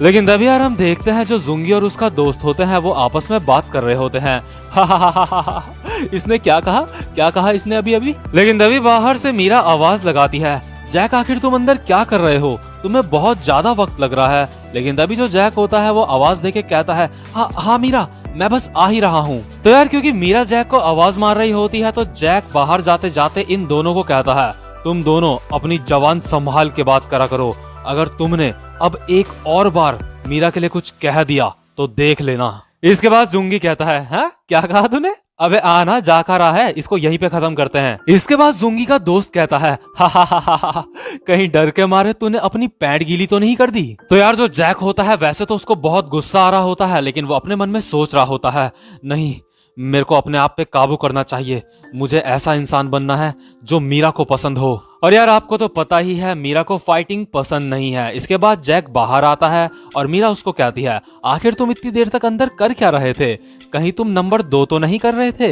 हा हा हा हा हा। और यार जो जैक होता है वो अभी अपने मन में सोच रहा होता है वो दोनों साले वो सिर्फ मेरी वजह से ही मीरा के बारे में इतना बुरा बोल रहे थे। इसके बाद जो जैक होता है वो अपने दोनों हाथ मीरा के कंधे में रखता है और कहता है मीरा, मैं तुम्हारा एक ऐसा दोस्त बन के दिखाऊंगा जिसके ऊपर तुम्हें गर्व होगा। तो क्योंकि जैक ने अपने हाथ मीरा के कंधे में रखे होते हैं तो इसलिए मीरा भी सोच रही होती है क्या इसने अपने हाथ धोए थे। और मीरा इसके बाद कहती है जैक मैं वॉशरूम जा रही हूँ, मैं अभी आती हूँ। इसके बाद जैक कहता है ओके, और जैक अकेला एक टेबल में यानी कि चेयर में बैठा हुआ होता है। लेकिन तभी यार हम देखते हैं बगल में ही एक टेबल होती है जहाँ पे 2 बंदे बैठे होते हैं, वो आपस में जैक को देख के बात कर रहे होते हैं।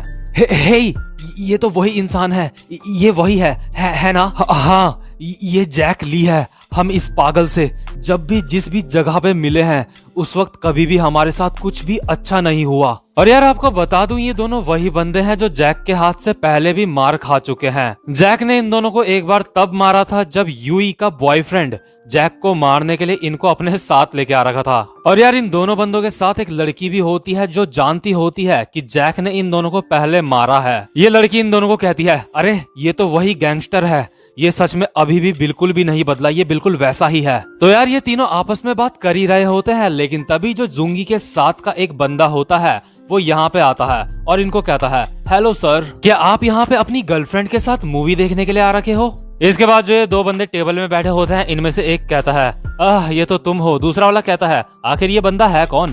तो जो पहला वाला होता है वो कहता है ये हमारा जूनियर है। इसके बाद जो जुंगी के साथ वाला बंदा होता है वो इन दोनों को कहता है क्या जिस तरफ आप देख रहे हो उस लड़के ने आपके साथ कोई बदतमीजी करी। ये दोनों बंदे कहते हैं हाँ क्या तुम उसको जानते हो। इसके बाद ये मोटा कहता है हाँ मैं उससे आज ही मिला हूँ और उसको देख के ऐसा लगता है कि वो हमारे बारे में कुछ भी नहीं जानता। अगर ये बेवकूफ आपको परेशान कर रहा है तो इसको अभी मैं मजा चखाता हूँ। और ये जो मोटा होता है ये जैक के पास चला जाता है और जो पीछे ये 2 बंदे होते हैं ना ये बहुत ज्यादा डर जाते हैं ये देख के। ये दोनों इस मोटे को रोकने की कोशिश कर रहे होते हैं, लेकिन मोटा थोड़ा सा आगे निकल चुका होता है अब, तो इसलिए मोटे को सुनाई नहीं दे रहा होता। तो जैसे ही ये मोटा जैक के पास जाता है अपना एक हाथ जेब में रख के दूसरे हाथ से जैक की गुद्दी में एक रैपट मार देता है ये। और यार ये देख के जो इस मोटे के सीनियर होते हैं ना इनकी फटके 4 हो जाती है। इसके बाद जो ये मोटा होता है जैक को कहता है तू साले घमंडी कहीं के, क्या तुझे सारे लोगों से पंगे लेने में मजा आता है। और यार जो इस बंदे के सीनियर होते हैं ना वो डरे डरे अपने मन में सोच रहे होते हैं आखिर ये बंदा जैक से इतना चिड़ा हुआ क्यों है, आखिर ये कर क्या रहा है। तो यार इसके बाद जो जैक होता है वो बहुत ही गुस्से में इस मोटे की तरफ देखता है और ये मोटा जैक को कहता है चुपचाप से मेरे सीनियर्स से माफी मांग ले। और जैक गुस्से में कहता है तेरे सीनियर्स, क्या वो दोनों तेरे सीनियर्स हैं। इसके बाद जो मोटा होता है वो बहुत ही अकड़ में कहता है हाँ वो मेरे सीनियर्स है, जिस वक्त तू हमारे सामने स्टाइल दिखा रहा था ना। लेकिन यार तभी जो ये सीनियर्स होते हैं ना वो बहुत ही डरे डरे इस बंदे के पास आते हैं और इसको पकड़ के कहते हैं अबे सुन। और यार ये जो सीनियर होते हैं ना इनका फेस डर के मारे बहुत ही ज्यादा अजीब सा हो रखा होता है। तो ये जो मोटा होता है अपने सीनियर को कहता है सर आखिर बात क्या है? आपने ऐसा मुंह क्यों बना रखा है? क्या आपको हल्का होने जाना है? और यार ये जो सीनियर्स होते हैं इसके बाद ये इस मोटे को कहते हैं, अबे तू रहने दे, हमें कोई प्रॉब्लम नहीं है, हमें उससे कोई प्रॉब्लम नहीं है, हम बिल्कुल ठीक हैं। और इसके बाद जो ये सीनियर्स होते हैं वो इस मोटे के कान में सारी की सारी बातें बताते हैं कि असल में ये जैक बंदा है कौन। तो जब सीनियर सारी बात इस मोटे को बता देते हैं, इसके बाद ये मोटा कहता है, क्या क्या यही जैक है जो एक बॉक्सर है? क्या ये वही है जिसने एक क्रिमिनल को भी पकड़वाया था और उसे मारा भी था? नहीं, ऐसा नहीं हो सकता, ये तो बस एक मामूली सा छिछोरा है। इसके बाद जो जैक होता है वो गुस्से में खड़ा उठता है और कहता है, मैंने जो भी करा उसके लिए मुझे माफ कर दो और अब तुम मुझे अकेला छोड़ दो। इसके बाद जो ये मोटा होता है अपने मन में सोच रहा होता है, अच्छा अब मुझे समझ आया कि मुझे इसकी आंखें इतनी ज्यादा खतरनाक क्यों लग रही थी। मेरे हिसाब से ये कम से कम 6 फुट लंबा है। इसके कंधे सच में बहुत ज्यादा चौड़े हैं। आखिर मुझे ये बात पता क्यों नहीं चली कि ये वही जैक ली है। इसके बाद ये मोटा जैक को कहता है, ही, मुझे लगता है कि मैंने आपसे थोड़ी सी बदतमीजी से बात कर दी। ही, और अपने मन में सोच रहा होता है, मुझे यहाँ से चुपचाप से जुंगी के साथ यहाँ से निकल लेना चाहिए। लेकिन तभी हम देखते हैं जो मीरा होती है वो अब वॉशरूम से बाहर आ चुकी होती है और जो जुंगी होता है वो भी मीरा के पास आता है और मीरा को कहता है, हे मीरा, क्योंकि हम यहाँ पे अब आखिरकार मिल ही गए हैं तो क्या तुम मुझे अपना मोबाइल नंबर दे सकती हो? इसके बाद जो मीरा होती है वो कहती है, जुंगी मीरा को कहता है, मीरा मुझे पता है तुम्हारे पास अब एक नया नंबर है, तो क्या तुम वो नया नंबर अब मुझे दे सकती हो? और यार जो मीरा होती है उसके फेस को देख के लग रहा होता है कि वो जुंगी को अपना नंबर नहीं देना चाहती। मीरा जैक की तरफ देख रही होती है और जैक अपने मन में सोच रहा होता है, हाँ, मैं बहुत अच्छा इंसान हूँ, मुझे कोई दिक्कत नहीं है, मैं बहुत सपोर्टिव इंसान हूँ। वैसे तो यार जैक भी नहीं चाहता होता कि मीरा उसको नंबर दे अपना, लेकिन जैक मीरा के सामने अच्छा बनने के लिए कुछ भी कर सकता है, वो अपने आप को बदल भी सकता है। तो यार जो मीरा होती है ना वो अपने फोन में कुछ नंबर वंबर ढूंढने लग जाती है, लेकिन तभी जो जुंगी होता है वो जैक की तरफ इशारा करके जैक को इशारों में कह रहा होता है, ये देख मैं तेरी लड़की के साथ क्या कर रहा हूँ, ला ला ला ला ला, मतलब पीछे से गंदी गंदी हरकतें कर रहा होता है वो मीरा के। लेकिन यार ये देख के जैक का सच में दिमाग खराब हो जाता है। जैक बहुत ही फास्ट भाग के आता है और जुंगी के फेस में एक मुक्का मारता है जिससे जुंगी हवा में उड़ता हुआ काफी आगे तक जाता है। हम देखते हैं जुंगी के नाक से खून निकल रहा है और जो सीनियर्स हैं वो अभी अपने मन में ये सोच रहे हैं, वो बंदा हवा में उड़ रहा है, सच में उसने उसको बहुत बुरा मारा है। और तभी जो जैक के साइड में मोटा खड़ा होता है वो जैक को कहता है, मैं तुमसे माफी मांगना चाहता हूँ, मेरे दोस्त को तुम्हारे बारे में कुछ भी नहीं पता। और यार जो जैक होता है अभी वो बहुत ज्यादा गुस्से में होता है, तो वो इस मोटे के भी एक मुक्का मारता है और यार इस मोटे का एक ही मुक्के में काम हो जाता है। और इसके बाद जैक बहुत ज्यादा उदास होकर मीरा से कहता है, मीरा मुझे माफ कर दो, बस एक यही चीज है जो मुझे आती है, मैं बस इसी चीज में अच्छा हूँ, मुझे माफ कर दो मीरा। मेरा हाथ कुछ समय पहले ही ठीक हो चुका था, मुझे माफ करना, मैंने ये बात तुमसे छुपाई। और यार जैक को ना जुंगी को देख के इतना ज्यादा गुस्सा आ रहा होता है ना। इसके बाद जैक ये कहते कहते मीरा से फिर से जुंगी की तरफ बढ़ता है उसे मारने के लिए और एक और पंच मारता है जुंगी के। लेकिन यार जैसे ही जुंगी के पंच पड़ने वाला होता है ना तभी वो चिल्लाता है, कोई इसको पकड़ो, कोई पुलिस को बुलाओ, मीरा क्या ये एक गैंगस्टर है? देखो इसने वहां पे एक और इंसान को मारा है, क्या वो बेहोश हो चुका है? मतलब कि यार जो जुंगी होता है ना वो मीरा के सामने बहुत ही ज्यादा चालाक बनने की कोशिश कर रहा होता है। इसके बाद जो मीरा होती है वो जुंगी के सामने आती है और कहती है, जुंगी मैंने सब कुछ देख लिया था, तुम मेरे पीछे क्या कर रहे थे, मैंने सब कुछ, मेरे सामने जो शीशा था उसमें सब कुछ देख लिया था और वो जैक नहीं था जिसने उस बच्चे को मारा था, है ना? क्योंकि जैक उस तरीके का इंसान नहीं है।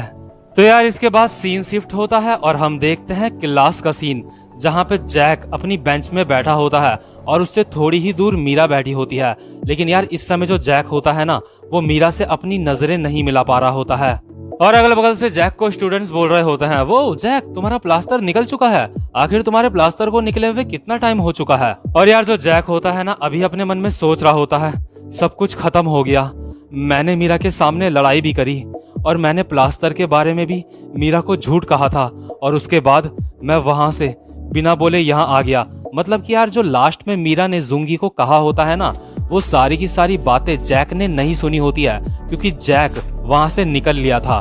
तो यार हम देखते हैं जो जैक होता है वो बहुत ही ज्यादा उदास होता है क्योंकि उसको लग रहा होता है कि वो बहुत ही ज्यादा बेकार इंसान है। लेकिन तभी जो मीरा होती है वो जैक के पास आती है और उसके सर में हल्के से मार के कहती है, तुम्हारी चालाकियां सच में बहुत ज्यादा कमाल की थी।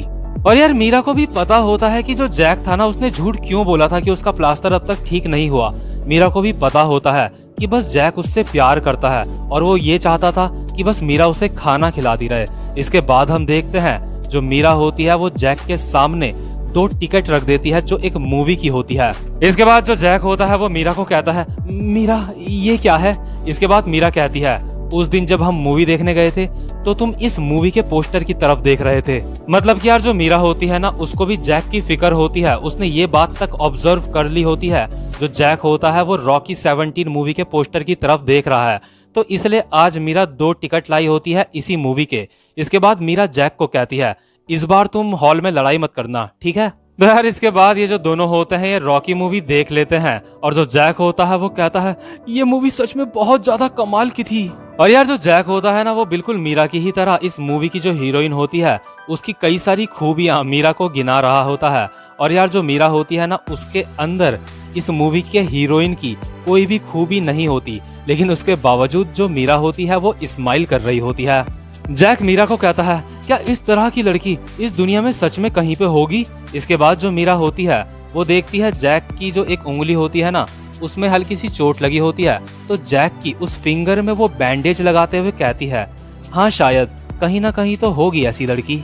लेकिन यार जो जैक होता है ना वो मीरा की तरफ इतनी ज्यादा प्यार से देख रहा होता है ना, ऐसा लग रहा होता है कि जैक को वो लड़की मीरा पे ही दिख रही है।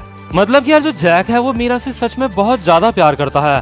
तो यार ये वाली वीडियो यहीं पे खत्म। तो भाई लोग आज हम बात करने वाले हैं लुक किस्म के चैप्टर नंबर 75 के बारे में। तो यार अगर आपने मेरे चैनल को अब तक सब्सक्राइब नहीं करा है तो जल्दी से इसको सब्सक्राइब कर लो ताकि आगे आने वाली वीडियोस आप मिस ना कर सको। और यार वीडियो शुरू होने से पहले आप सबको कहना चाहता हूँ, जितने लोगों ने भी मेरी कम्युनिटी पोस्ट देखी होगी उन सबको पता होगा कि मैं आजकल बहुत ज्यादा बिजी हूँ। लेकिन भाई लोग उसके बावजूद भी मैं समय निकाल के ये वीडियो बना रहा हूँ। और यार बदले में बस इतना चाहता हूँ कि आप इस वीडियो को लाइक करे बिना बिल्कुल भी मत जाना। तो भाई लोग आज की वीडियो की शुरुआत में हम देखते हैं जो हैंडसम वाला ह्योंग-सुक होता है वो फोटो शूट करवा रहा होता है और अगल बगल के लोग आपस में बातें कर रहे होते हैं। ये पक्का फोटो शूट चल रहा है यहाँ पे। सच में ये बंदा बहुत ही ज्यादा कूल है। उसकी लंबी लंबी टांगे देखो, ये बंदा सच में काफी कूल है। इसके बाद जो डैनियल का बॉस होता है वो डैनियल को कहता है, डैनियल तुम्हारा बहुत बहुत शुक्रिया, तुम्हारी वजह से मेरे कपड़ों की सेल बहुत ज्यादा बढ़ चुकी है अब, और अब तुम पहले से काफी ज्यादा बेटर हो चुके हो इस काम में। और यार आपको बता दूं जो अपना ह्योंग-सुक है वो ये मॉडलिंग का काम बस तभी करता है जब उसकी स्कूल की छुट्टी होती है। तो इसके बाद जो ह्योंग-सुक का बॉस होता है वो ह्योंग-सुक को कहता है, तो आज का काम सारा का सारा पूरा हो चुका है, तो इसलिए तुम अभी अपने कपड़े चेंज करो और थोड़ा रेस्ट करो अब तुम। तो यार अभी हम देखते हैं जो हमारा ह्योंग-सुक होता है वो किसी मस्त से होटल में आराम से बैठा होता है और कुछ सोच रहा होता है,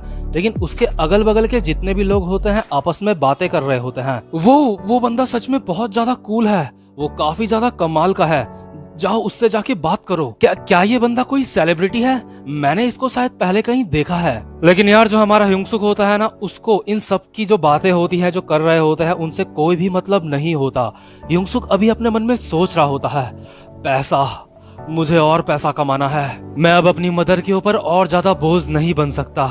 मेरे इस हैंडसम वाले शरीर के साथ स्कूल जाने के बजाय क्या ये ठीक नहीं रहेगा कि मैं इस शरीर से बहुत सारे पैसे कमाऊं। म्यूजिक कंपटीशन के दौरान वो जो एजेंसी वाला बंदा था उसने भी मुझे जॉब का ऑफर करा था। मैंने अपनी इस बॉडी के साथ ऑनलाइन स्ट्रीमिंग करके भी काफी पैसे कमाए हैं। साथ ही साथ मुझे मॉडल बनने का भी ऑफर आया था जहाँ पे मुझे 1 घंटे के $100 मिल रहे थे।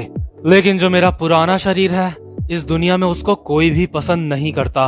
लेकिन इस दुनिया में अगर तुम्हारे पास एक हैंडसम चेहरा है तो तुम्हारे पास अनगिनत चॉइस है, तुम कुछ भी कर सकते हो अगर तुम्हारे पास एक हैंडसम चेहरा है। मैं वो क्लोथिंग के लिए काम नहीं करना चाहता, शायद मुझे ड्यूक हावा के साथ ऑनलाइन स्ट्रीम करके पैसे कमाने चाहिए। लेकिन तभी यार हम देखते हैं ह्योंग-सुक के सामने से 5 बंदे और उनके साथ एक लड़की आ रही होती है। इन 5 बंदों में से एक बंदा कह रहा होता है, हे डॉनगुक, आखिर बात क्या है? तुम मेरे साथ ऐसा नहीं कर सकते। जो डैनगुक का साथ वाला बंदा होता है वो कहता है, अबे अपना मुंह बंद कर।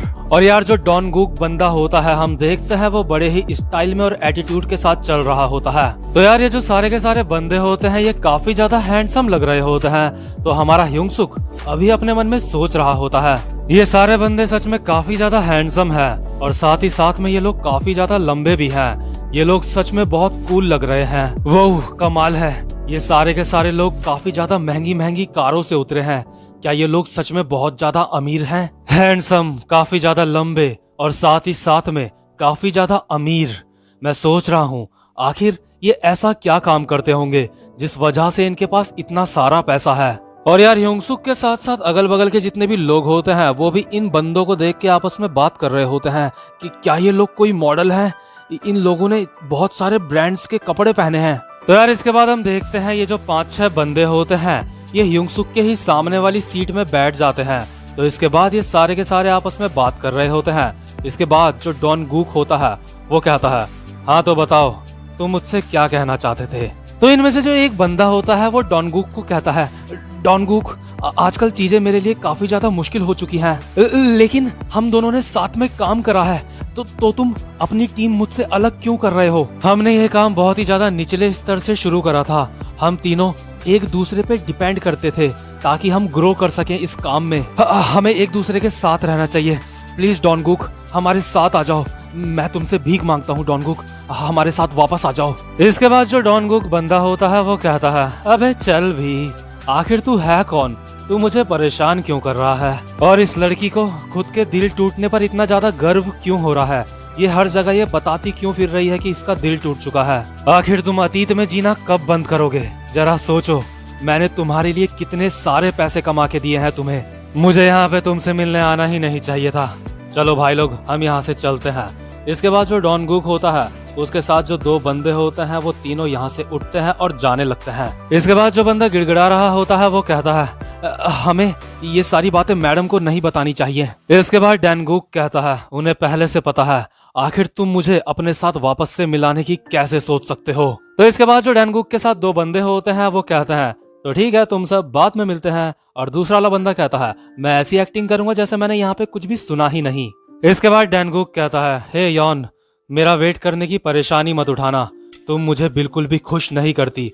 किसी ऐसे इंसान को ढूंढो जो तुम्हें खुश कर सके। इसके बाद जो यार डॉनगुक होता है वो यहाँ से जाने लगता है। इसके बाद जो बंदा गिड़गिड़ा रहा होता है वो कहता है, हे डॉनगुक प्लीज रुक जाओ। डॉनगुक कहता है, अबे चल ना, मुझे जाने दे। इसके बाद जब डॉनगुक चला जाता है तो जो हमारा ह्योंग-सुक होता है वो देखता है ये जो बंदा अब तक इन लोगों के सामने गिड़गिड़ा रहा था वो अपने सर पे हाथ लगा के बहुत ही ज्यादा सैड होके टेबल में बैठा है। ह्योंग-सुक अपने मन में सोच रहा होता है, ऐसा लगता है उन सारे लोगों ने इसको किसी चीज में धोखा दे दिया है और इसको छोड़ के चले गए हैं। मुझे लगता है ये जो कूल सा दिखने वाला बंदा अभी अभी यहाँ से गया था वो कोई बहुत ज्यादा इम्पोर्टेंट इंसान था और ये जो बंदा अभी यहाँ पे बैठा है वो इससे किसी चीज के लिए मदद मांग रहा था।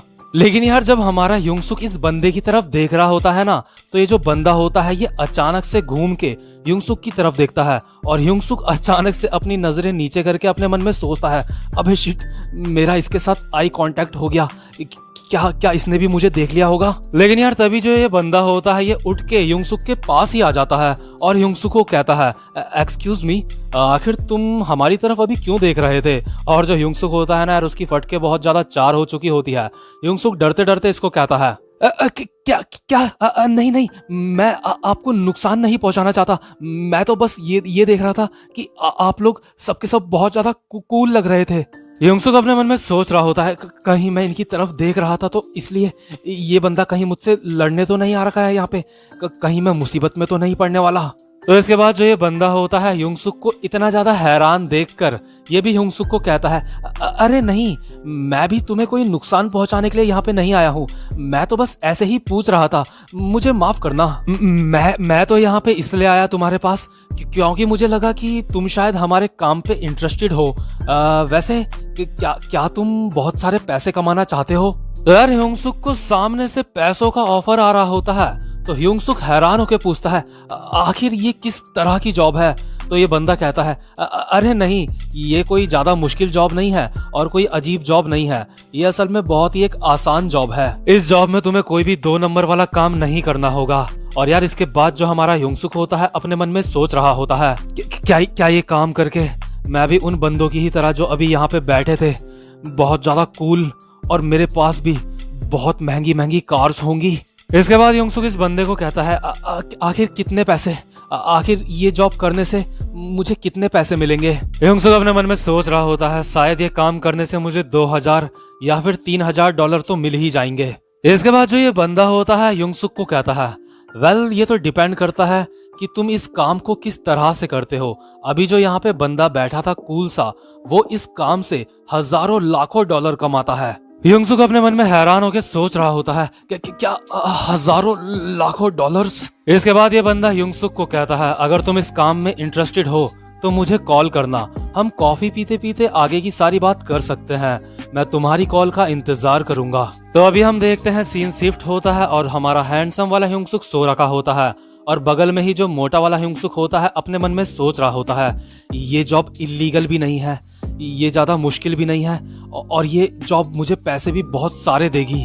अपनी इस वाली बॉडी में मैं मुश्किल से कुछ पैसे कमा पाता हूँ, लेकिन जो मेरी हैंडसम वाली बॉडी है उसमें मैं लाखों हजारों डॉलर्स कमा सकता हूँ कि क्या मुझे उस बंदे को कॉल करनी चाहिए।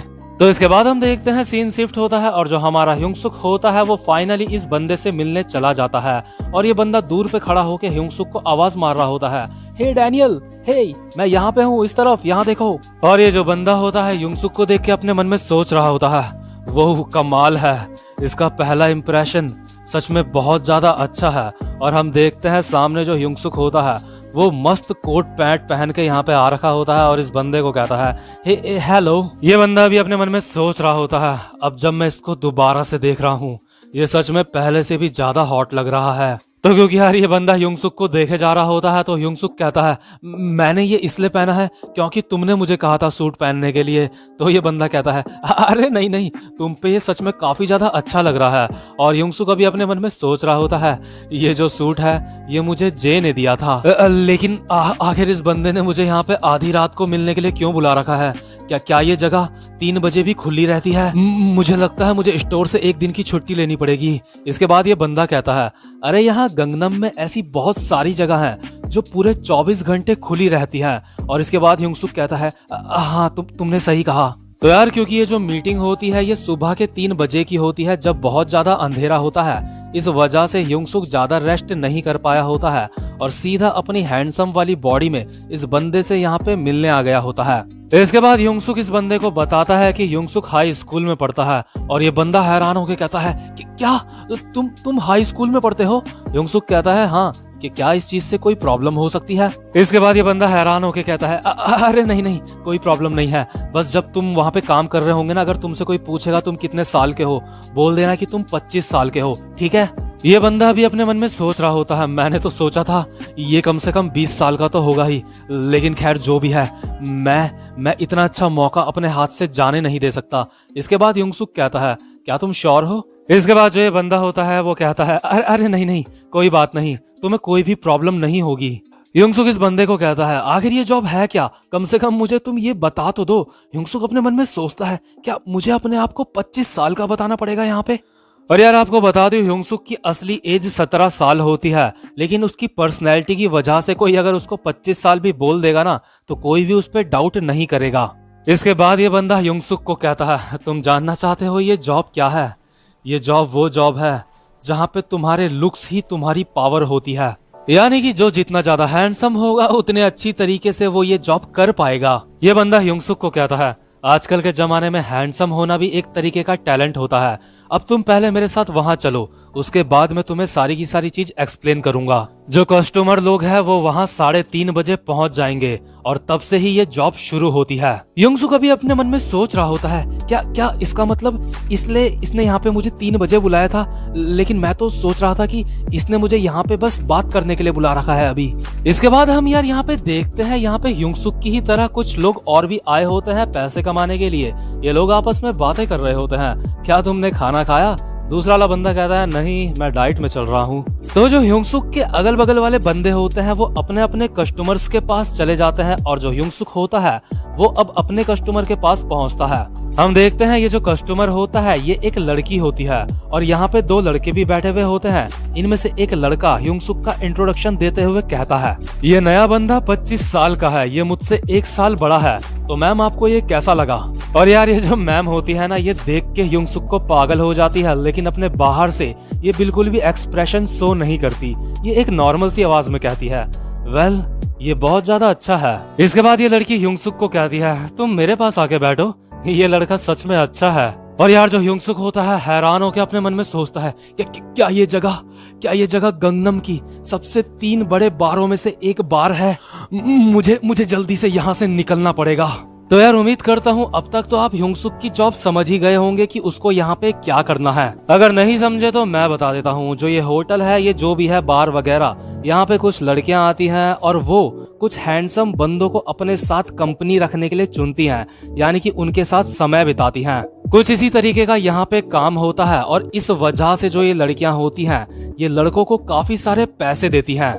और इस जगह में जितने भी लड़के लड़कियां सब जितने भी लोग आते हैं सबके सब सच में बहुत ज्यादा अमीर होते हैं। तो भाई लोग यार सच बताता हूँ आगे वाला एपिसोड बहुत ज्यादा मजेदार होने वाला है और ये वाला चैप्टर यहीं पे खत्म हो जाता है। उम्मीद करता हूँ कि आपको आज की एक्सप्लेनेशन भी अच्छी लगी हो। और यार चैनल पे पहली बार आए हो तो वीडियो को लाइक और चैनल को सब्सक्राइब करे बिना बिल्कुल भी मत जाना।